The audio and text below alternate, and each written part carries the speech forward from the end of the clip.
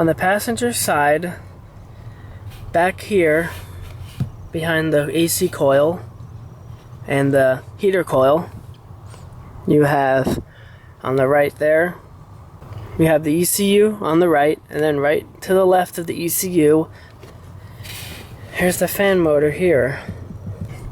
There's a bunch of these little screws that run around the fan, and some of them are very difficult to get to. I removed the glove box and part of the trim work to be able to get in here easier. You don't have to do this. You can try to crawl under this if you want to reach it. I'm not sure if you're going to be able to get to it or not. I had to use one of these things. See, it's flexible. Put it in your drill. See how it spins? I had to use this to get to some of those screws to take them out. It's not fun. I don't know. I don't think I'm going to be able to show you. I don't think I can film unscrewing this, but I'll try so you can see what I'm doing. One of them is 932. 932. I don't know. I don't remember what the other size is. I'll show you that later.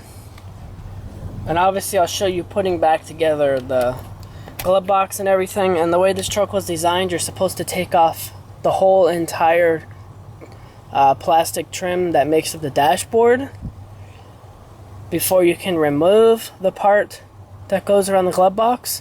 But I found a way to do it without having to do all that. I just cut the plastic out so I could pull it out without having to take apart the whole dashboard, because that's just ridiculous.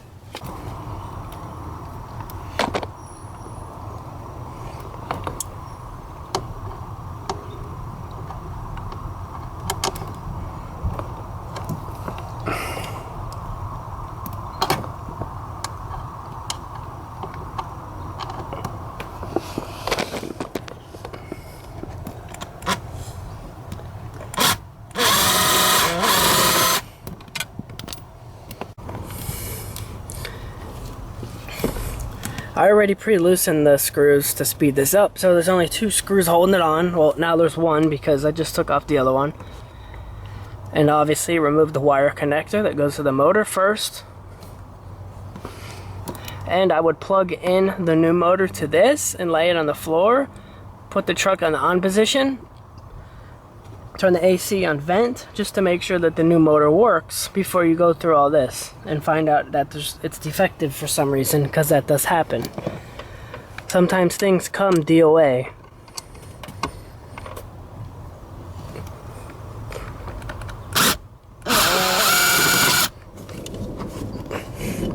And it's difficult to get this thing out of here because there's not a lot of working room, of course. Because these companies never design their vehicles with repairs in mind. I guess they think the vehicle is such crap that it might last 10 years and then it'll go to the junkyard before anything in here has to be changed, which is not always the case. So you gotta wiggle the fan out of here.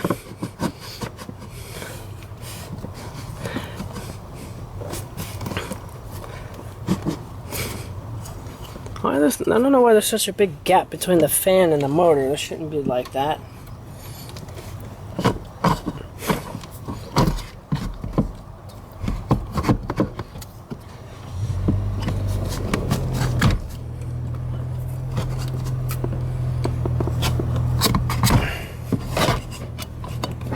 There's the old 26-year-old fan.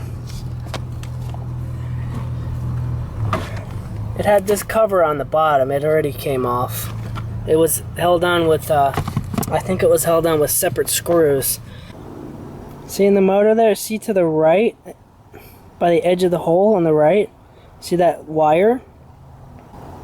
You have to look in there more closely than I can get with the camera, but you look at that wire, and you see, the closer that wire is to the rotor there on the motor to the left, the closer the brushes are to being worn out. Of course, you can't see the other brush. I don't know why. I've never seen an electric motor like this. Usually you can always open them up and visually inspect the brushes. This motor you can't. it's fixed. You can't open it up without breaking it. Well, I mean, maybe you can. Actually, you might be able to pop it open from the back, it looks like, but it's not worth it. And you can clearly see the brushes are getting close to being worn out. And the condition of the other brush, can't even see it. Because some fans that I've worked on, there's some motors I've worked on, you would see brushes where one brush would be good and the other brush would be fully worn out. Made no sense. There's this weather stripping you're supposed to put on here, and of course the stupid thing is too short, so I had to break it right here to be able to get it to go on, because you can't push it on over the fan blades. And the old one has an old gasket. Well, the old one has the old weather strip in the same spot.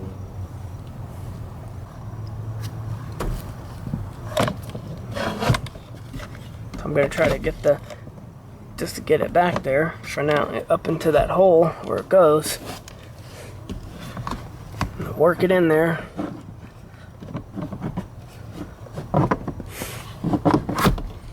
Okay, it's in there.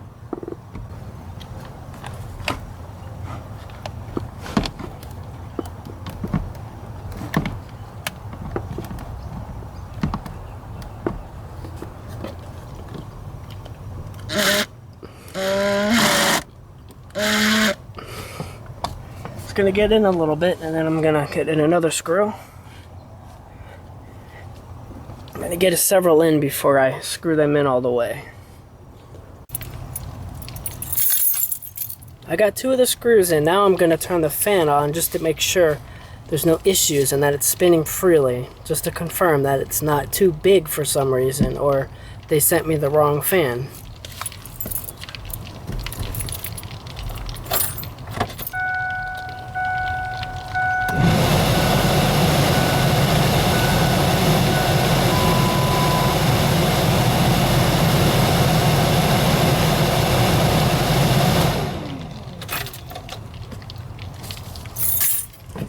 As you can see, it works.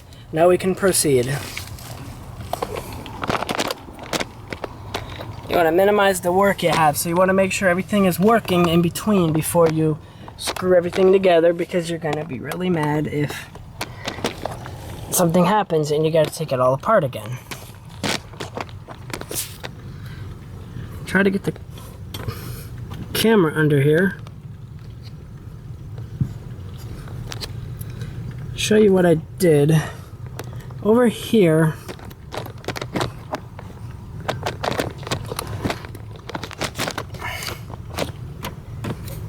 Right here, hard to see it. There's this, you can't see it because the weather stripping is over it when I put it on, but there's a plastic pin that sticks down from there. It attaches to this I don't know what you call this piece of plastic or whatever up here that the fan motor body screws into. There's a little piece of plastic, sticks down, looks kind of like my finger. And as you position this fan motor in here, where you have the power plug in over here, that pin will line up with that hole, and the pin will come through the hole, and that's how you know you have the fan motor in the correct spot. And also, to confirm that, you can see right there, you have the ECU up there to the right, and you can see the wire connector going into the motor is turned more towards that. So that gives you another guide, so you know that the motor is in correctly. Now I'm just going to go and put the rest of the screws in. I can't show you that because there's nowhere to put the camera in there. Next step, got to put this steel bar back. Put this bar back across here. It was very rusty, so I painted it and cleaned it up, make it look a lot better. And of course, somehow the paint got nicked off right there. See how much easier it is to get under there when you move all this stuff? I mean, I guess I didn't have to remove this.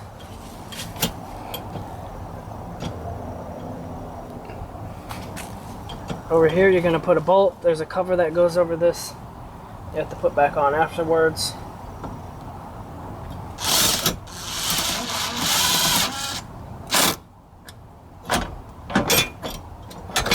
Not sure what's going on there. There we go. The other side doesn't use a bolt, it uses a 932 screw, because it just goes into plastic over here.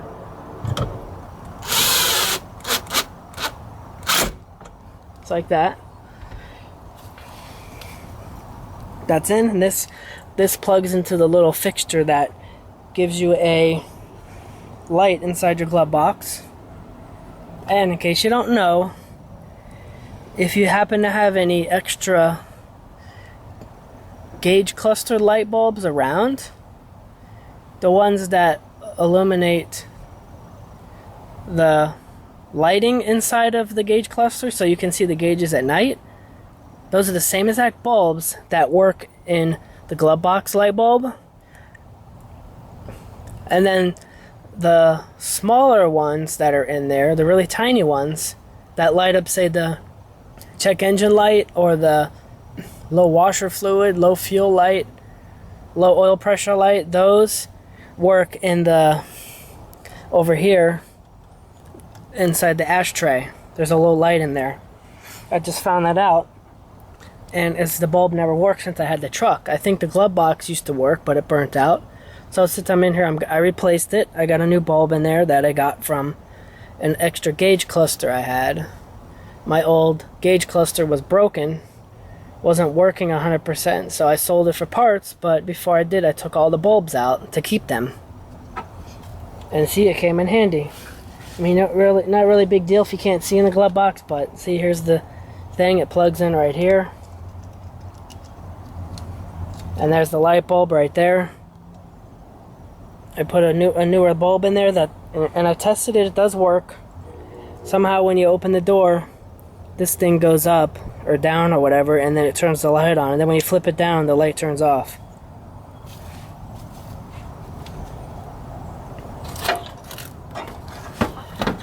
Sorry for all explaining in this video, but I gotta explain all this to you.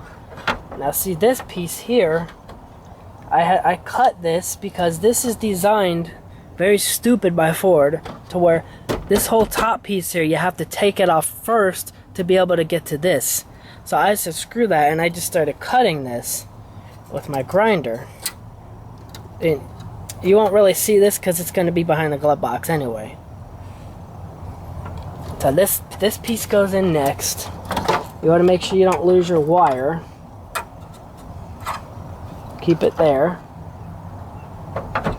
Now we're going to work this thing back in. Actually, I'm having a little trouble now getting it back in, because see, right here is a problem. I'm not sure how I got it out around that. Because you have this stupid thing here that hits on the bar. I might need to take the bar off again on that side to get it to go in. Yeah, let me do that.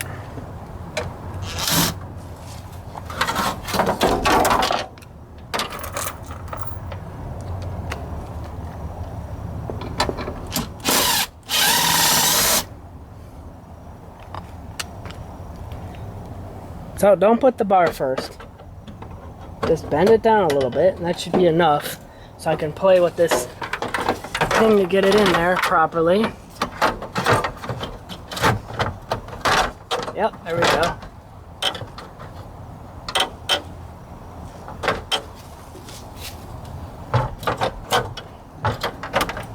I have to get it in over here, and you want to be careful because this plastic is brittle. You don't want to break it. It'll crack easy because there's a lot of dry rot. Ford's notorious for the interior trim breaking from dry rot.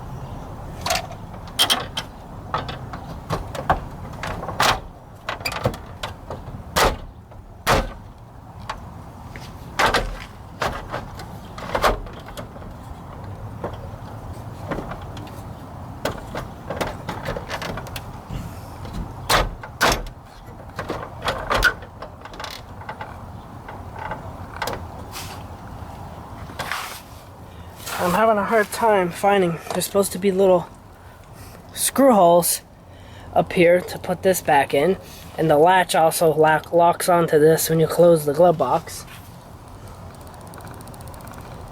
But I don't see those screw holes. I don't know why.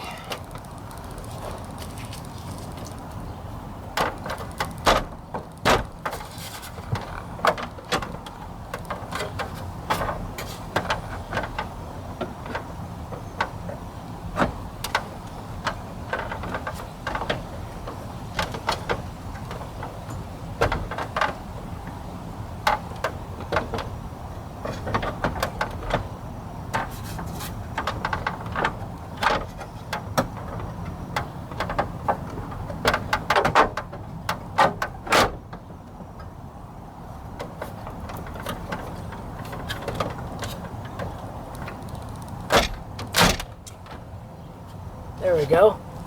Okay, now we see the screw holes for those two. Can put those in, but first I gotta put this bolt back in down here.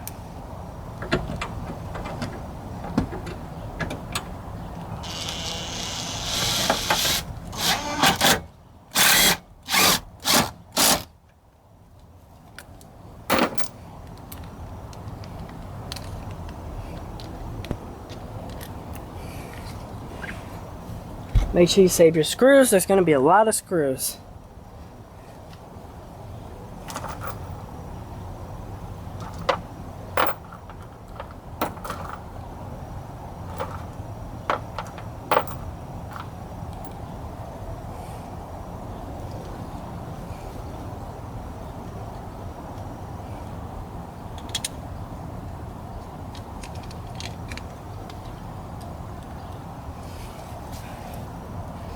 The screws that hold the glove box latch on are those 932s.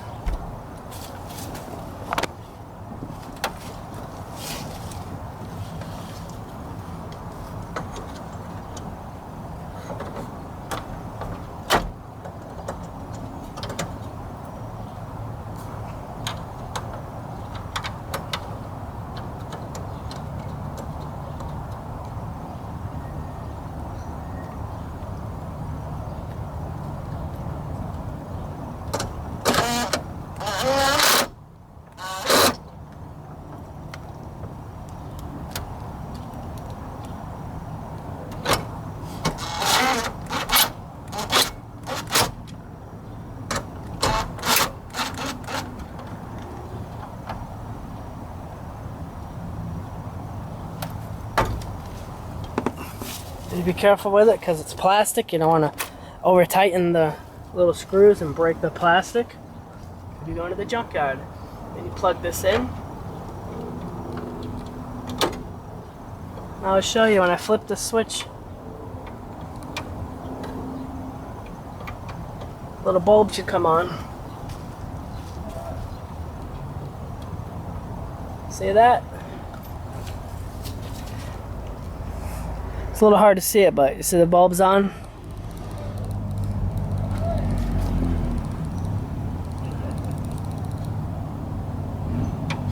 And it's off.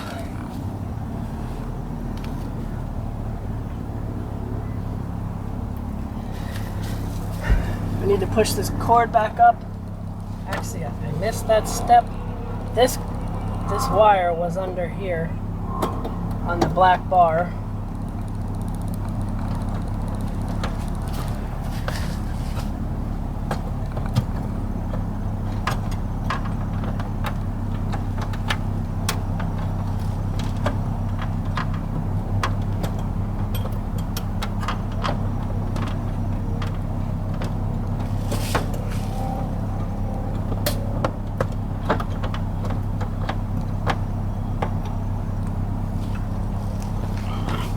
I believe that's the wire for the antenna. Now the final step, well, first we need to secure this. There's some screws that hold it, and then we can put the glove box back in.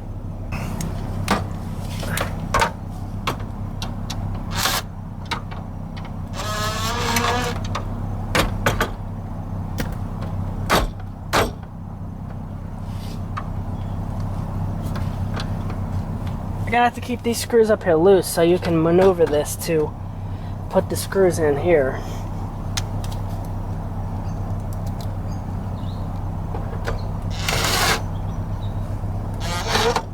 Don't go super tight with them.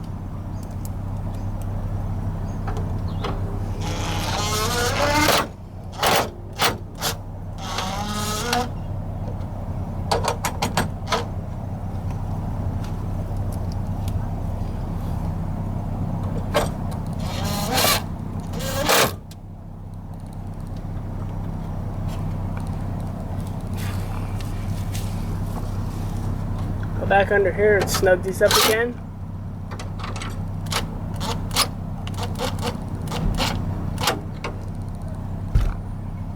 Done.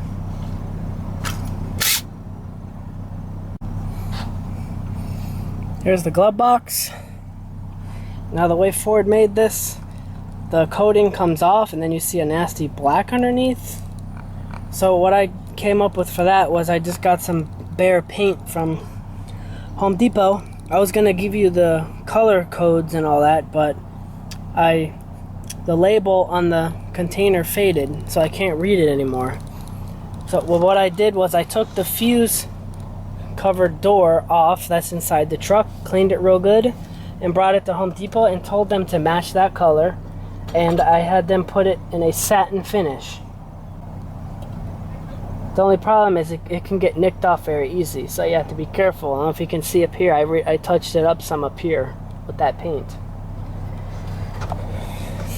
Now the glove box, press in the bottom hinges first.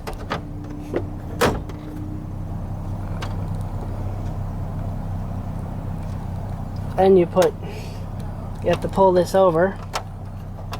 Do the same thing with the other one. And the glove box is back in.